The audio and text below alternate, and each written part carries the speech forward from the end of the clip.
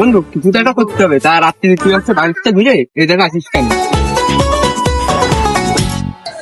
রে রে আজকে তো পয়লা বৈশাখ, আমাদের প্ল্যান কি? পয়লা বৈশাখটা কি হয়েছে? তোর বাপের বিয়ে লাগিস নাকি? নাচতেছিস কেন তুই? নাচতেছি কারণ আছে তো, কেবলটা গার্লফ্রেন্ডে ঘুরে আসলাম, বিকেলে যাবো আর একটা ট্রেনে ঘুরতে। বন্ধু আমরা তো বিবাহিত, তাহলে আজকে আমরা কি করবো? আমাদের মনে হয় অল্প বয়সে বিয়েটা করাই ভুল হয়েছে। আমার তাই মনে আছে। কিন্তু বন্ধু আমার শ্বশুর তো আমার দাওয়াত দিল পয়লা বৈশাখে। কি বলিস তুই?